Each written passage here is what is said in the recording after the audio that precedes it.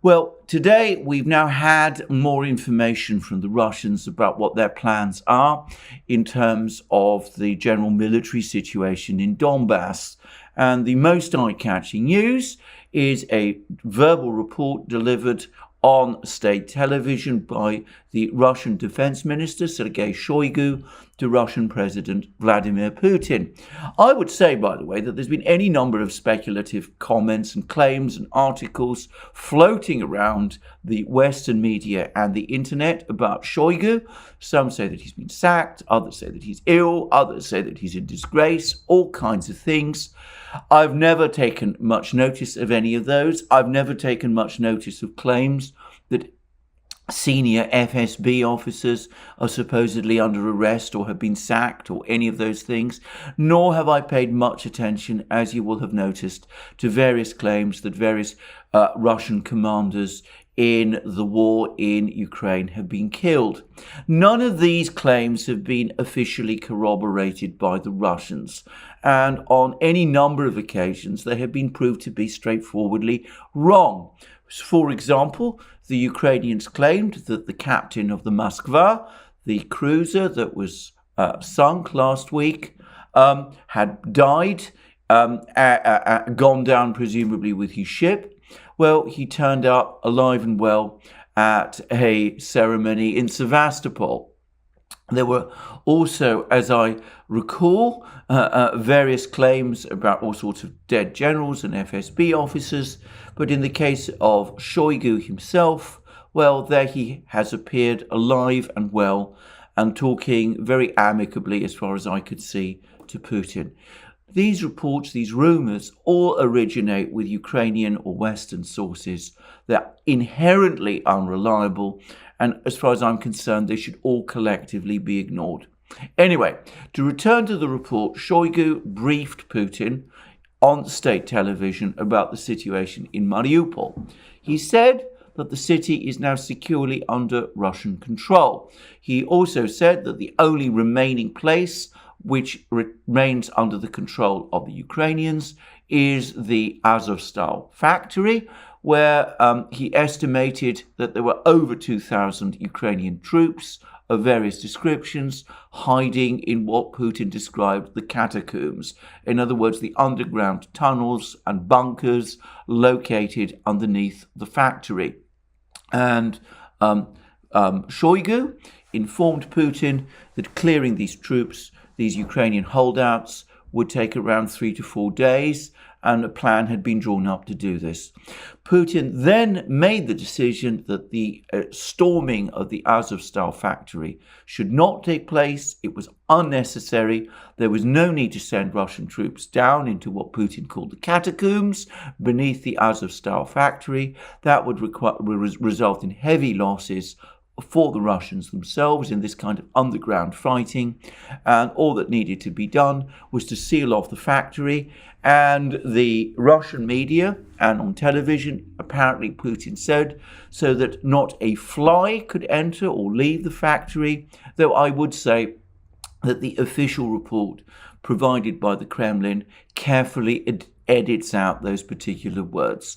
So that's been the decision that Putin has made. Now, this briefing by Shoigu is obviously a staged event. Obviously, there's been extensive discussions by the Russian High Command, including Putin and Shoigu himself, about what to do about Azovstal, and I'm pretty sure that a consensus has been reached over some time that there is really no military benefit gained or political benefit gained by storming the factory. Bernhardt, the German ex-military officer who publishes On the Moon of Alabama, predicted that this is what the Russians would do, that they would seal off Azovstal, and that is exactly what they have done. Now, I'm going to make a further prediction. The condition of the Ukrainian troops in the Azovstal factory appears to be extremely bad.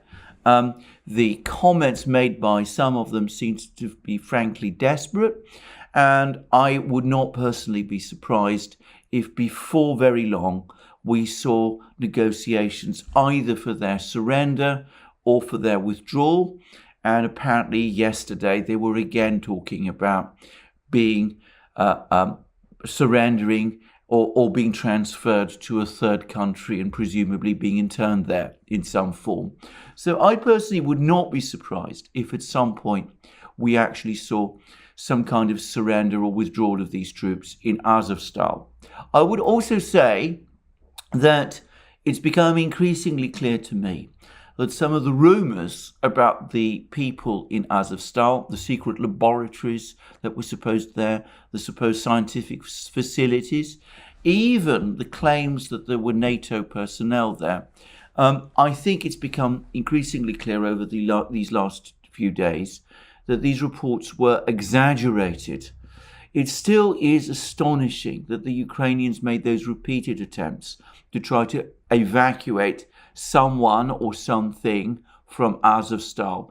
8 helicopters were lost in the process. Certain merchant ships were destroyed.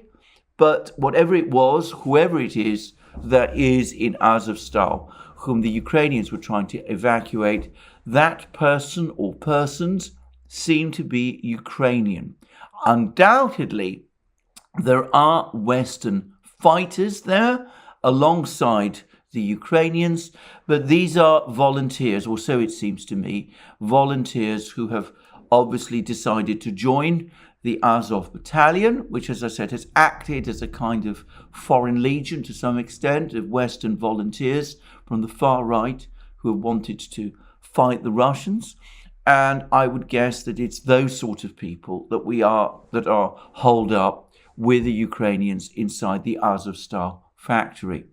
As was said by Robert Barnes and my colleague Alex Christoforou in a live stream we did on Tuesday on the Duran, what these desperate attempts to evacuate these people from Azovstal shows is how important they are to the Ukrainian political system. In other words, the far-right commanders in Azovstal are the sort of people that the various far-right militia groups, which clearly hold great influence in Kiev, wanted to see rescued. And their influence in Kiev is so great that the Ukrainian government was willing to risk, or rather expend, precious resources in helicopters, merchant marine ships, personnel to try to evacuate them to no useful purpose. So it's an indication again of the political balance of forces in Kiev. Well, there we go. So that is Mariupol. It seems that the battle there is, to all extent and purposes, over. The Russians will retain a blockade force to seal off the factory. As has been pointed out, they've made no pledges not to continue to shell and bomb it, and I suspect that is precisely what they will continue to do. But the assault forces, which had been concentrated in Mariupol in order to storm the factory, they will be recommitted elsewhere in more important places around the battle line. Now, here we're still getting all sorts of reports from all sorts of people. I should say I'm waiting for some reports from various people who are particularly well informed about these events, Jacob Dreisen being one. And as I understand it, there's been significant advances by Russian military units across Donbass as they tighten their grip around the Ukrainian forces that are still there. But I'm not going to go into details at the moment, simply because I don't have much more reliable information than I had yesterday, and we will have to see what comes through over the course of the day as the fighting in eastern Ukraine continues. Meanwhile, we are getting more and more signs of political rumbles. There's now reports in Germany that there's restlessness and there's moves to try to overthrow Olaf Scholz, the Chancellor. There's growing understanding or consensus that he has failed. There's exasperation at the fact that he's exasperation on the interventionist wing of the German political establishment, that he's not sending more weapons to Ukraine. And I suspect that he's also losing support from the other wing, the economic wing, which is becoming utterly exasperated by the spiraling economic crisis. The latest news from Germany is that producer prices in Germany increased in March by 30%.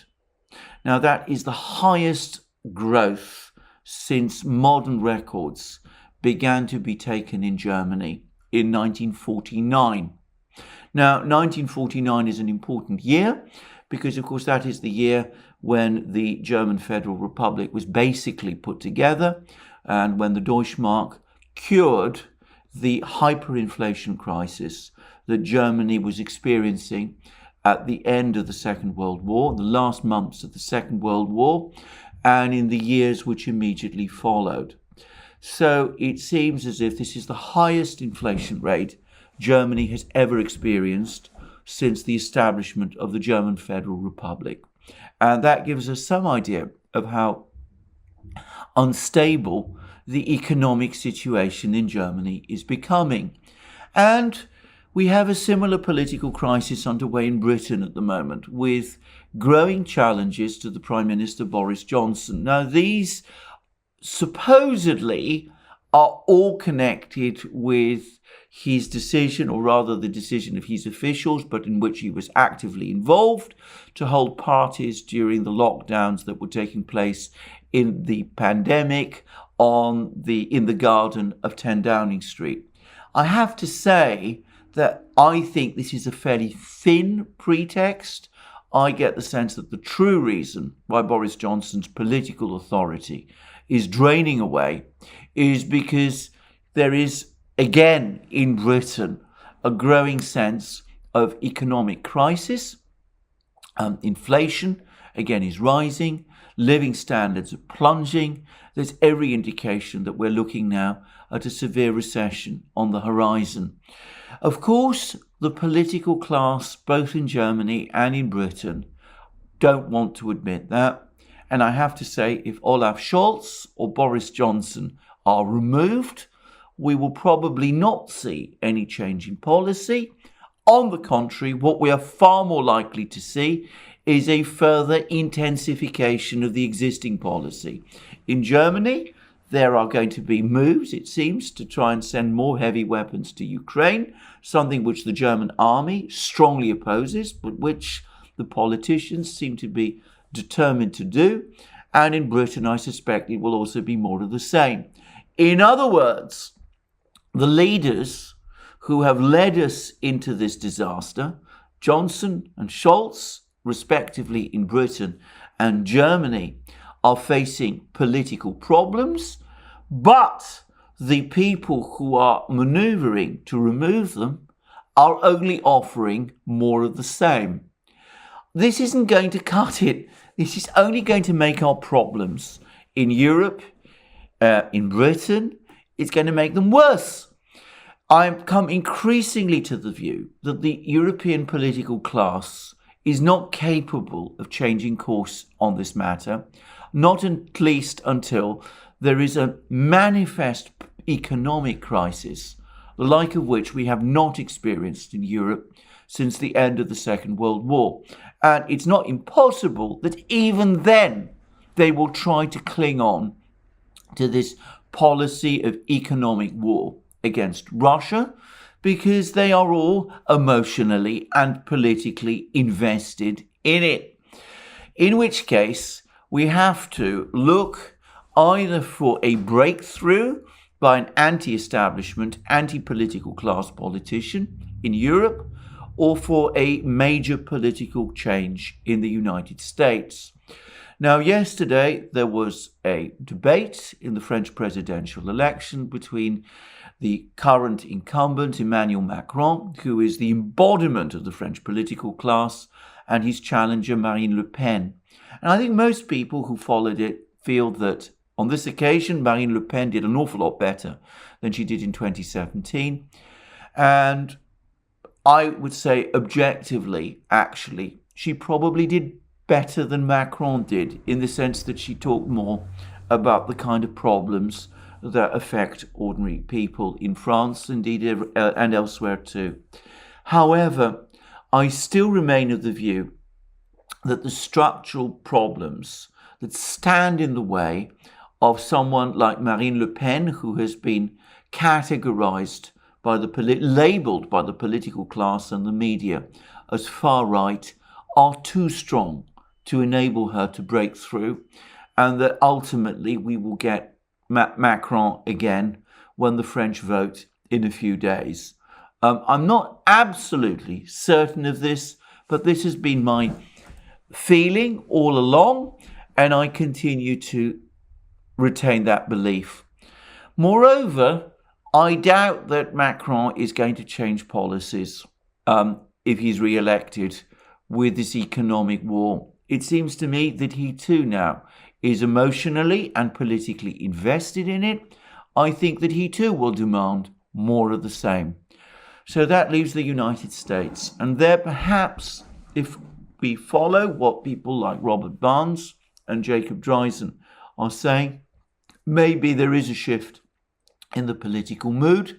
Maybe at the midterms we will see a sea change.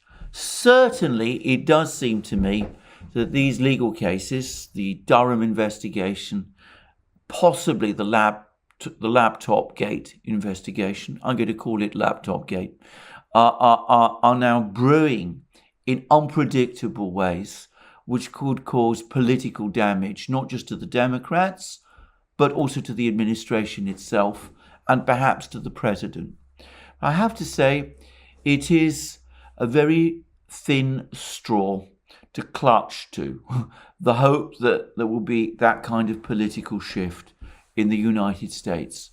For the time being, we remain committed, and I don't really see much sign of any real change of direction or of policy.